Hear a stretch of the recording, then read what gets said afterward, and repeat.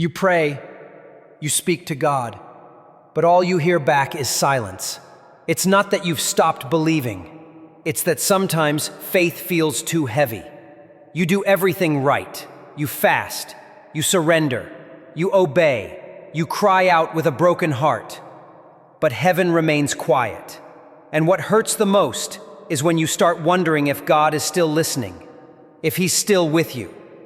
Because you see others receiving signs, breakthroughs, answers, and all you get is stillness. You start to ask yourself, did I do something wrong? Did God forget about me? Or worse, did He change His mind? But what if I told you this silence you're hearing, this emptiness only the chosen feel, is not rejection, it's a spiritual pattern. It's not absence, it's preparation. It's a divine language few understand, and even fewer are willing to talk about. But today, you're going to hear the truth, because this silence is not punishment.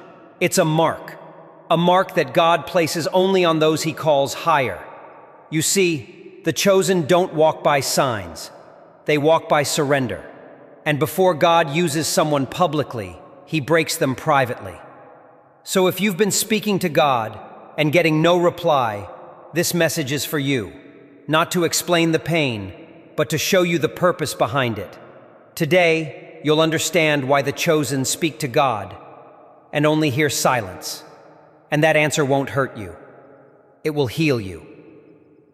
Have you ever wondered why those with the deepest callings often walk through the longest seasons of silence? They don't doubt God's existence. They don't walk away from His presence. They talk to Him every day, but they're met with stillness, and the silence begins to feel like a wall between heaven and earth. That's the reality for the chosen, because the chosen are not treated like everyone else. Their path isn't easy. Their answers don't come quickly, and their prayers often return in echoes. It starts slowly. You feel like you're doing everything right, obeying, surrendering, sacrificing. You've let go of what others still cling to. You've walked away from what many still celebrate. But instead of reward, you're met with quiet. Instead of confirmation, you're left with confusion. You begin to think something is wrong with you. You replay everything you've done, trying to find where you failed. But let me tell you a truth. God doesn't stay silent because He's punishing you. He stays silent because He's trusting you to walk even when you can't see, trusting you to believe even when you don't feel, trusting you to keep speaking to Him, even when He seems invisible. The silence of God is not the end of your story, it's the proof that He's writing something deeper, something that can't be explained with noise or signs, something that has to be birthed in stillness, because only in stillness do the chosen become unshakable.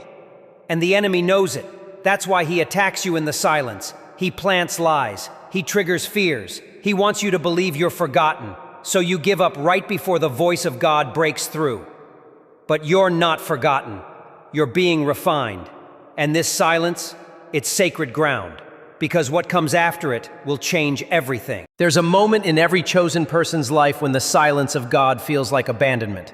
But what no one told you is this: the silence is not the absence of God, it's His deepest work. Billy Graham once said, "God whispers in our pleasures, speaks in our conscience, but shouts in our pain." But when He's silent, that's when He's shaping the parts of you that applause can't reach. You don't hear His voice because He's speaking through process. You don't see His hand because He's working beneath the surface. You don't feel His presence because He's building endurance in the invisible. And only the chosen are trusted with that kind of silence. Only the chosen can carry that kind of weight, because what's coming can't be built on shallow faith or emotional highs.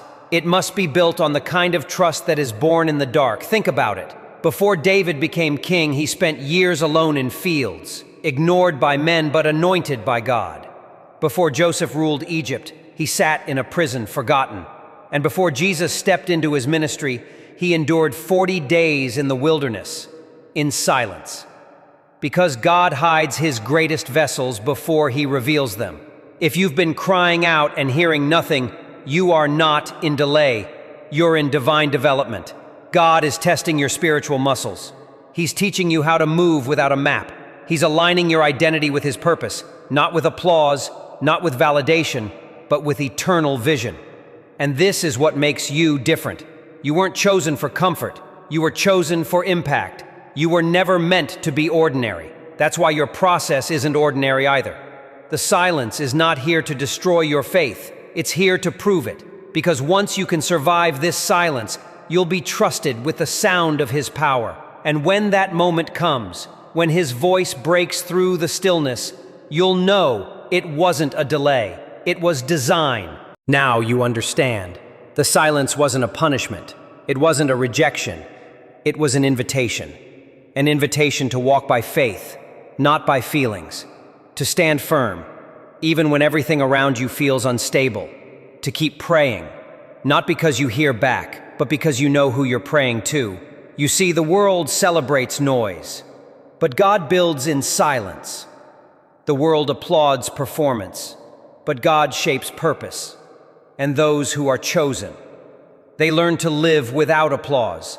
They learn to trust without confirmation. They learn to obey even when it feels like no one is watching. Because someone is watching. Heaven is watching. God is watching. Billy Graham knew this well. He said that the most powerful moments with God weren't always the loud ones, but the quiet ones, when the heart was raw and the room was still, and there was no sound but the ache of surrender. So if you're in that silence now, don't run from it. Don't curse it. Lean into it. Because this is where God is doing the deepest work. You are not forgotten. You are not overlooked. You are not late. You are chosen. And this silence you're in, it's not the end. It's the space where glory is being born. There will come a moment, and it will come, when the silence breaks. And when it does, you will understand why God trusted you enough to be silent this long.